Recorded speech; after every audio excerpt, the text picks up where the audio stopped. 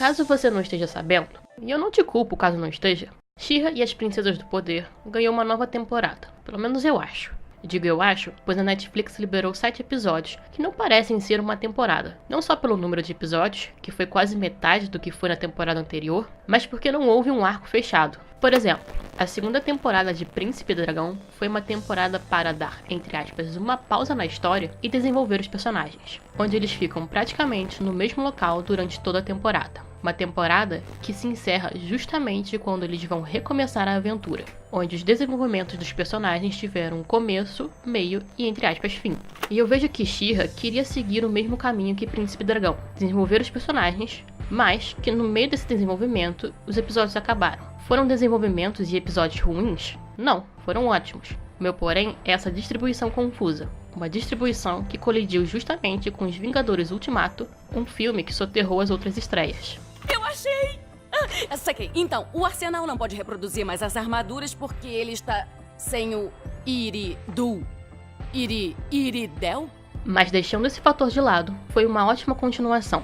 Tudo que eu, na temporada passada, pedi para eles melhorarem, eles melhoraram. Na verdade, eu diria que essa temporada não só desenvolve os personagens secundários, mas também aprofunda de exegese o universo da série. A temporada começa um pouquinho depois da batalha final da temporada anterior, onde a floresta tinha sido destruída, e agora as princesas precisam ficar onde era a floresta para impedir que Lua Clara seja invadida novamente. De cara, temos o resultado da conversa que a Cintilante teve com sua mãe na temporada passada, onde a Cintilante sai dessa posição de filha da rainha para comandante, e se vê em uma posição parecida com a da sua mãe quando tem que comandar a Gélida, a princesa mais jovem, onde a série cria meio que uma relação de irmã mais velha e mais nova entre as duas.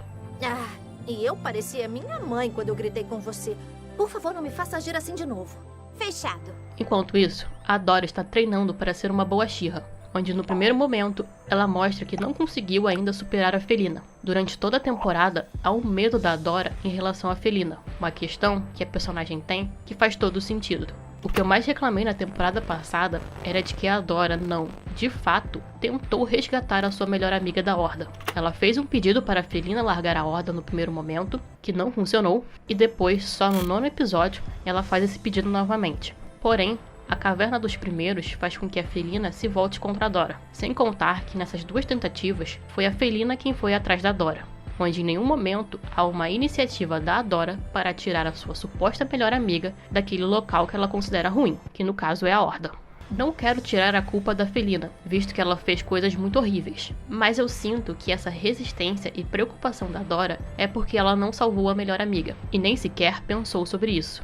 Não é à toa que quem sequestra a Felina são um arqueiro e a Cintilante. Catra vai me forçar a ver tudo antes de acabar comigo, e aí todo mundo já era, a Horda ganha a guerra, e Etéria é destruída, e é tudo culpa minha! O segundo episódio da temporada monta a lealdade em torno da Felina. Você não tem só a revelação de que a Antrapta está com a Horda agora, mas aqui começa o total suporte da Scorpia com a Felina, visto que ela fica muito angustiada quando ela é sequestrada e diz fazer de tudo para salvá-la. Onde, para finalizar, o sequestro relembra a Felina de que a Dora a abandonou, o que é verdade. A Dora não fugiu da Horda, ela fugiu de você!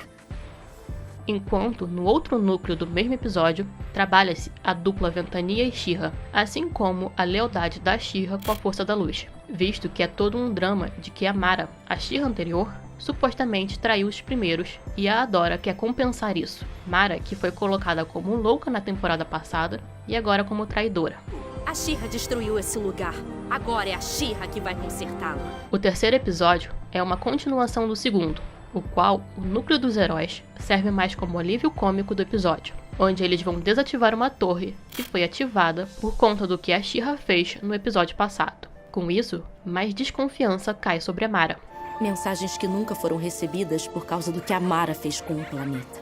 Do outro lado, a parte mais tensa, começamos a saber um pouco mais sobre Rodark, e a sua maldade começa a parecer uma verdadeira ameaça, e ao mesmo tempo relembra a lealdade do trio Horda, onde a Felina se preocupa com a Antrapta, falando para ela não ir ao laboratório do Rodark, mas que ela a desobedece, e com isso faz amizade com ele? Ou seja, a Antrapta fica em um limbo de lealdade entre o Rodark e a Felina. Você ouviu isso, Emily? Eu nunca tive um parceiro de laboratório antes. O quarto episódio, eu diria que é o episódio de Respiro, onde vai ter a referência à série clássica, quando o arqueiro imagina todo mundo vestido com a roupa da série antiga. Um episódio que reafirma o medo da Adora contra a Felina e a adoração da Scorpia com a Felina, dois fatores importantes para o episódio seguinte. A Catra não está mesmo aqui? E te deixou no comando? Por que todo mundo fica surpreso com isso? Onde o episódio 5 perdeu uma potencial bronca da Scorpia para a Adora. Quando a Scorpia fala que vai ficar do lado da Felina, mesmo quando a Adora não ficou, era essencial que ela tivesse ouvido e não ter ficado bêbada. Mas pelo menos temos a Scorpia amadurecendo e tomando decisões para o bem do trio Horda, ao invés de obedecer às ordens da Felina. Assim como também temos a Felina começando a entender que a Scorpia é alguém que ela pode confiar.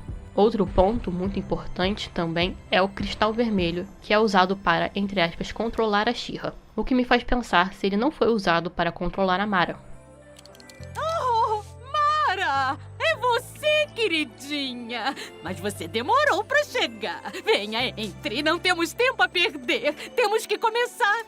No sexto episódio, descobrimos que a Sombria era mentora do pai da Cintilante. E também descobrimos de como e por que ela foi parar na Horda, onde há muitas possibilidades que a morte do Mika tenha sido pelas mãos da Sombria. Enquanto no tempo presente, a Felina ainda demonstra ter algum afeto conturbado com a Sombria, visto que ela tenta salvá-la, mas que mais uma vez ela é traída. Porém, não antes de ter uma comparação entre as duas. Uma comparação ligada ao fato das duas não fazerem parte dos, entre aspas, heróis escolhidos. Se você viu meu vídeo sobre a teoria de que a Felina pode ser uma princesa, você sabe que tem toda uma questão da Felina repudiar as princesas. Um repúdio que não foi tão bem explicado, onde eu acho que não é à toa relembrar que ela não é nascida para a grandeza. Eu não nasci para o poder como a Adora e os outros.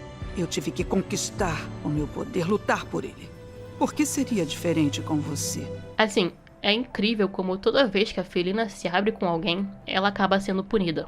Porque no episódio seguinte e final, ela se abre para a Scorpia e conta que a Sombria fugiu. E no final, mostra que ela estava para ser castigada pelo Rodark por conta disso. Que eu sinto e espero que quem vai salvar a Felina vai ser a Entrapta.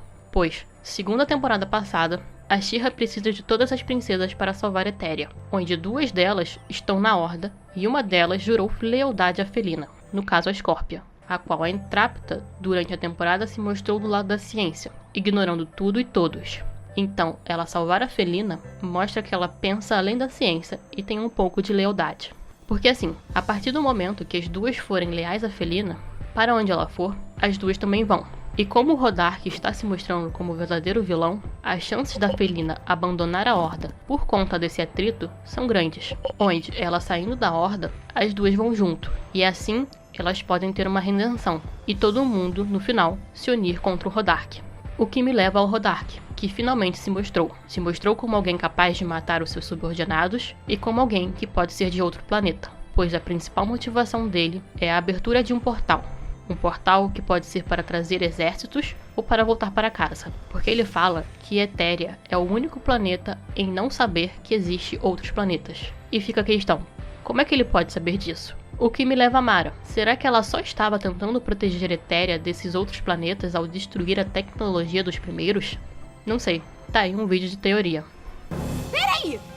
Se Etéria é um planeta atrasado, quer dizer então que existem outros? Enquanto, no outro núcleo do episódio, temos o arqueiro e os seus pais. Uma das minhas preocupações na temporada passada era a falta de desenvolvimento do arqueiro, que ele, mesmo sendo o principal, só estava ali para segurar as pontas, onde mais uma vez, nessa temporada, eles ouviram as minhas preocupações e trabalharam o personagem, não só no episódio final, mas desde o primeiro, onde ele tenta substituir a Entrapta como o gênio da tecnologia de Lua Clara, sendo nesse episódio onde ele conta o seu passado e enfrenta os seus pais, um processo importante e que aconteceu com a Cintilante na temporada passada. Achamos que estávamos te apoiando, só que nós estávamos sendo terríveis. Te amamos do jeito que é, arqueiro. E temos orgulho de você. Não importa o caminho que vá seguir. Ainda na questão da narrativa, o meu maior elogio à primeira temporada foi sobre a diversidade que a série apresenta. E na segunda temporada, ela só aumenta. Porque já havia sido revelado que o arqueiro tinha dois pais. Mas diferente de certas situações, Eles são colocados na série de fato e não morrem, onde tudo é muito natural, onde os personagens agem de forma natural em relação àquela família. Também poderia dizer que a representatividade LGBTI aumenta com a Scorpia, visto que pode-se interpretar o interesse romântico platônico dela pela Felina. Você e a Felina têm um laço especial e no fundo do coração dela, ela sabe disso. Em relação à produção, continua a mesma animação ocidental imitando a oriental, com cores chapadas, mas eu acho que houve um melhoramento na continuidade, comparando com a temporada passada, e eu também percebi um maior cuidado nas escolhas dos planos. Não é como se eles tivessem colocado grandes planos artísticos, mas senti uma maior originalidade em relação de como é mostrada a série. Ou seja, vendo a segunda temporada como uma temporada fechada, tem essa questão dela ter começo, meio, mas não fim. No entanto, vendo a série como um todo, é uma temporada que evolui. Bem, esse foi o vídeo de hoje, espero que tenham gostado, e se gostaram, deixe o gostei e inscreva-se no canal para mais vídeos como esse. Eu sou Juliana, e até!